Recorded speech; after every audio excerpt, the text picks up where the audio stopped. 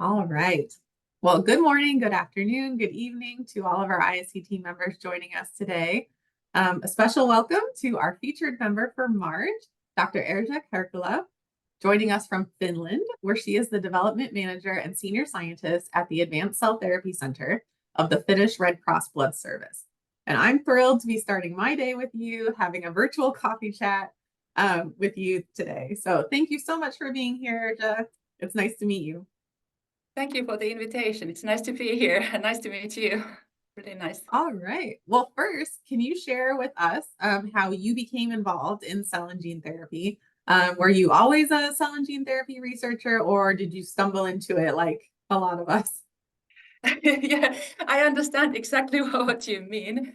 Well, I would say that for me, it has been like about coincidences, kind of meeting the right people, taking the chances, but also quite a strong personal interest, I would say. You know, I was back in early 2000, I was a postdoc in Karolinska Institute in Stockholm, and I had a chance to collaborate with Professor Outi Hovatta, who is kind of a pioneer in embryonic stem cells in Europe. And I got to know these embryonic stem cells, and I was, ooh, really cool cells.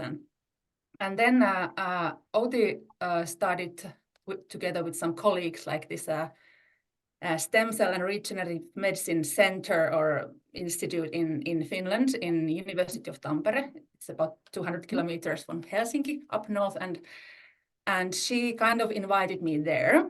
And, you know, there was a lot of like a huge hype in the world at that time that, yeah, we're going to make spare parts from embryonic stem cell derived cells. And we were really excited about that. But it was quite soon quite obvious that, well, it's not going to happen in, a few years.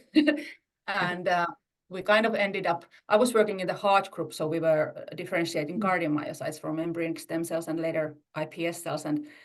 And we were kind of sort of decided that, yeah, we will now concentrate on these models for research. And well, that was valuable, of course, as well. But then 2010, there was an open position here at Blood Service. And it was a researcher position, but it was about mesenchymal stromal cell research. And I was like, yeah, they are much closer to clinic.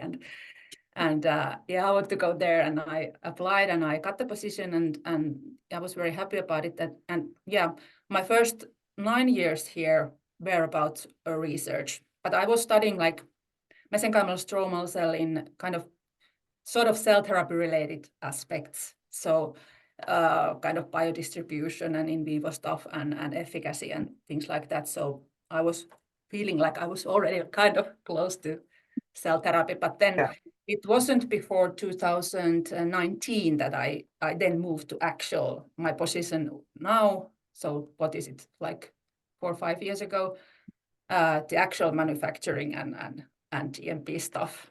So that's the short or long history, but it's kind of been on my mind. But now from 2019, like the actual cell therapy development. Oh, that's fantastic. Yeah, no, that's super cool. I love to hear the full trajectory of how people come to be, where they are now. So that's fantastic. I thought you had such an interesting position when I read about you that, you were an R&D scientist and then now you're a development manager and you said like more on the GMP side. So I was curious if you could enlighten me and our membership on sort of the scope of your role and everything that you oversee there. Yeah. Actually, I also have kind of an official role. So I'm responsible for the quality control operations. So we have this European ATMP GMP guide. I don't know if you have exactly the same, maybe similar. That's something that I oversee, like how to say, like officially. Okay. But as a development manager, well, it was because my strong background in science and because I kind of development is close to my heart. The idea has been that I would have in Advanced Cell Therapy Centra, I would have this kind of a role to think and find new potential products and sort of collaboration projects where we could develop new cell therapies as well, and not alone, of course, but to think about strategic things as well.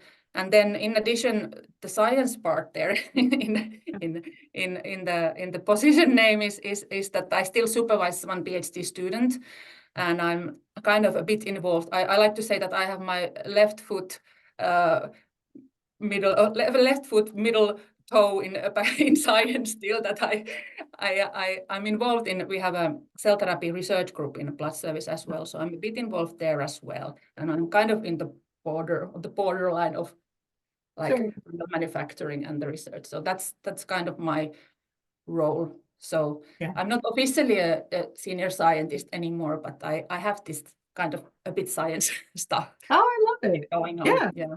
I feel like that's the dream. Like you can still have, your toe dipped in the basic research side of things or the translational research side of things, but then also be so close to the actual translation of these therapies into the clinic and manufacturing them for actual humans, right?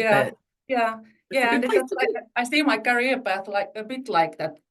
Yeah, really nice kind of path in that sense, that now we are actually doing some products for patients. So it's really cool. Right.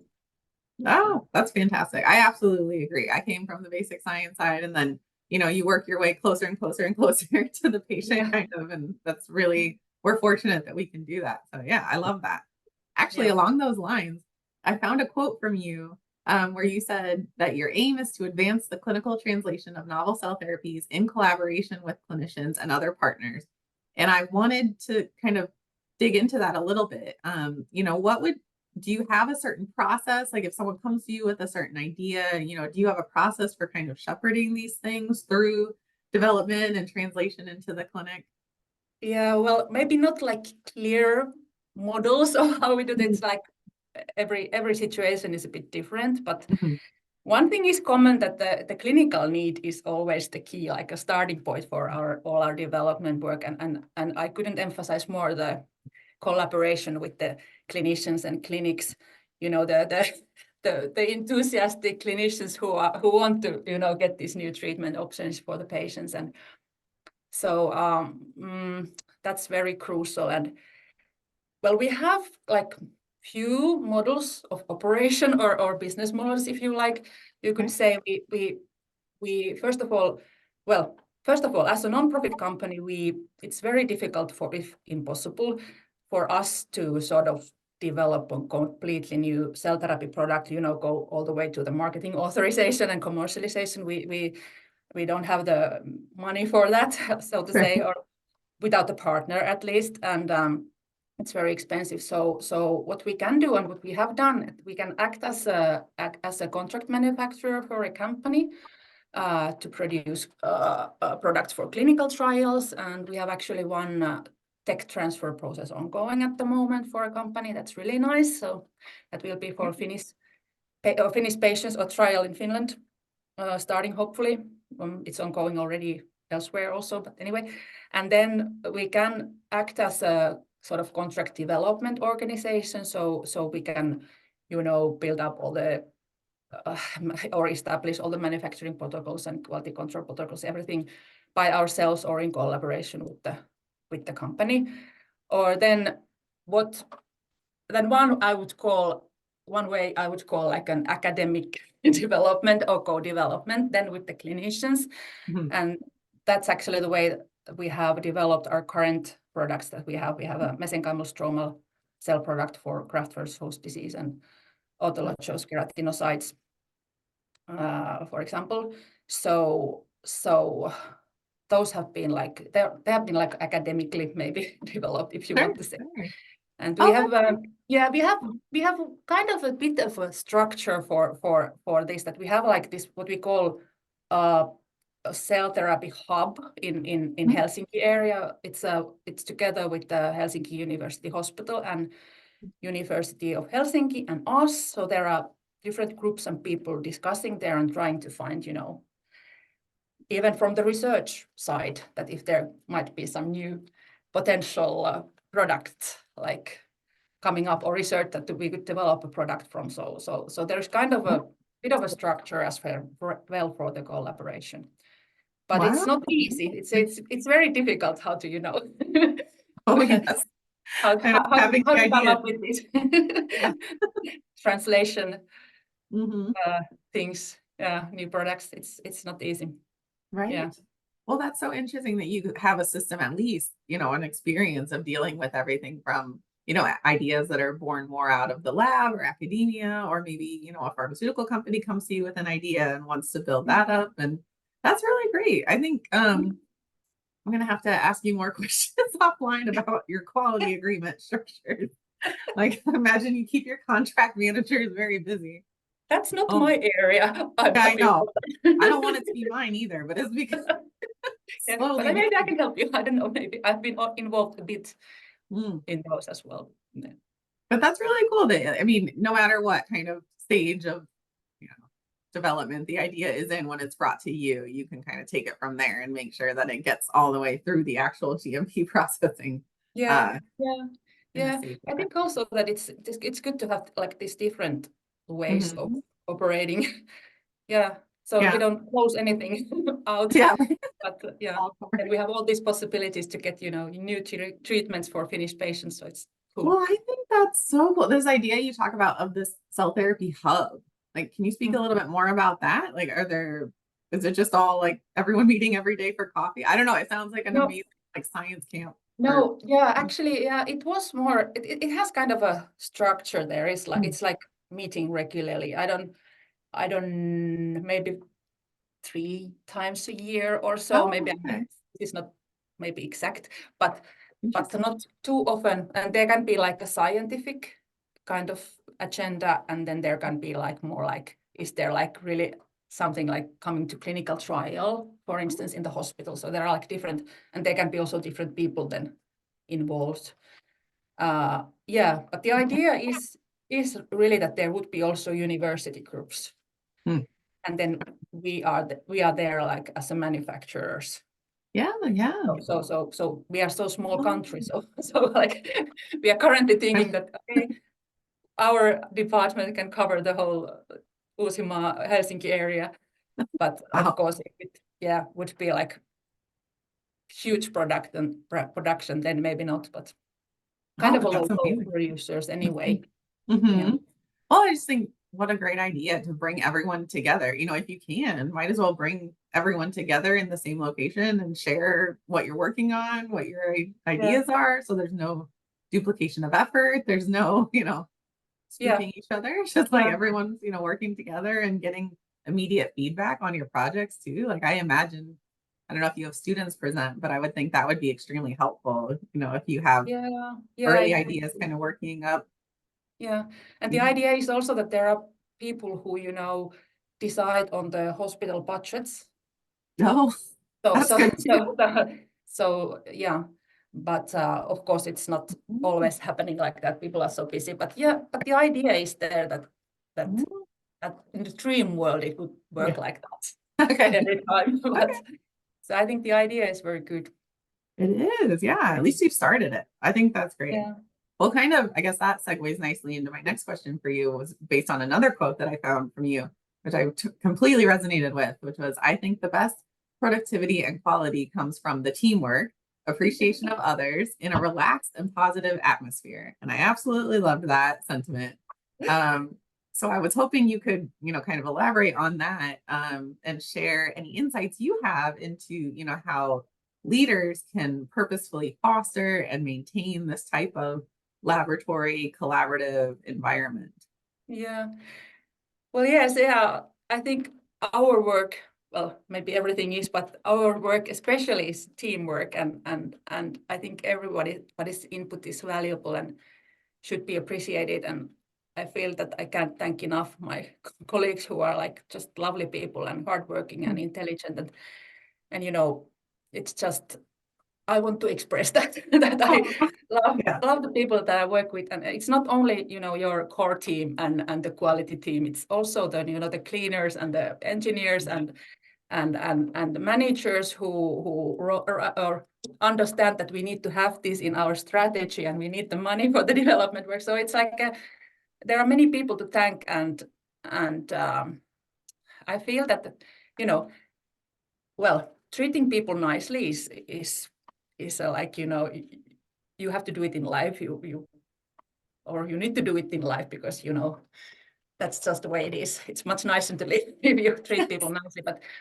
But in science and our work, there's like a lot of pressure and there are like aims and deadlines. You have to get this published, you have to get this grant, and in a patient or this like a production, GMP production, you have strict regulations that you need to follow. But still, I don't think it needs to be done like, I don't know if you have a saying that, wrinkle in the forehead, like that you can have a laugh here and there, have like nice atmosphere. Sometimes I think that it's the only way to get through the day, and it's like, I think it's the way to get it, or make this job much nicer and make it nicer. So I try to follow that, and I try to spread my ideas to the younger generation as well, that you don't have to be like oh my God all the time. And yeah, usually you get much better results in a relaxed atmosphere, not feeling the pressure so hard on your shoulders. Yeah, like sort of reminding everyone of the why, right? Like, why did we get into this? Why are we here? We're ultimately getting to help people. Yes, there's hard parts about it, but there's so much joy in it too. And that's so good. Yeah, and of course we have the goal is very clear for us, our team, that it's the patients. It's always the patients that we want to help, and people, they don't think about their work hours. They are always very willing to stay and work hard, because we think that there is the child there in the clinic who needs the craft or something like that. So it's kind of easy also to have that, and when you have that kind of goal in your mind, to have that positive attitude as well. Yeah. Oh, absolutely. I've always felt that. I think with the ISCT membership in general, especially like from my first meeting, it was just sort of palpable. Like everyone's there for the right reason. It's such a welcoming community. It's such a like cell therapy. I just feel like I've never met a mean person in cell therapy. Just like everyone is so willing to we help are doing you this together. Yes, like we're all just figuring it out together. Like the number of conversations where I have where I'm like, oh, I have a problem. And someone will say, oh, we have that exact same problem. How did you solve it? And like, well, we decided to do it this way. And they're like, oh, we decided to do it that same way. Okay, good. Like, well, maybe we're both wrong, but at least we're in it together and we're figuring it out. We're doing the best we can. Yeah. So I like to think like that. I don't want to know the truth if it's different. So yeah. I love it. Actually, well, on that note, are you planning to go to the annual meeting in Vancouver? Oh, it would be so nice, but unfortunately, I cannot come. I will go to the Gothenburg local ICT meeting. I'm actually I'm part of the organizing team, so it's really nice. Oh, fantastic! Yeah, I've met these really nice colleagues there, and it's been great. Yeah, so I cannot come to Vancouver, but okay, I will go to the local. It's in Sweden, so it's very close. Okay, the hop over from you guys. That's great. Yeah. Okay. Well, cool. Okay. Well, we'll miss you in Vancouver, but it's nice to hear that like you are at the helm of the European regional one, because I think that sounds so fun. Yeah, I know that it's turning out to be a really good program from what I hear. Yeah. That's just so much you would want to have there. So it's like it's very difficult to choose. Oh my gosh! Because people are doing so amazing stuff. Yeah. Well, awesome. Well, this has been such a wonderful conversation, Erja. I'm really thankful that you took the time to talk with us and share more about your work there in Finland. Thank you. And so, actually, I forgot to ask, can anyone, if people want to connect with you, can they find you on LinkedIn or somehow? Yeah, LinkedIn should work at least. Yeah. And bloodservice.fi is my email address. So but my name is so difficult. So yeah. But anyway, yes, definitely it would be lovely. Yeah. Great. Well, it's been so nice to connect with you. I hope we do get to connect in person sometime in the not too distant future. Meet you in person as well. Yeah, great. Thank you very much All for right. Well, thank you to everyone for listening, and we'll see you soon. Take care.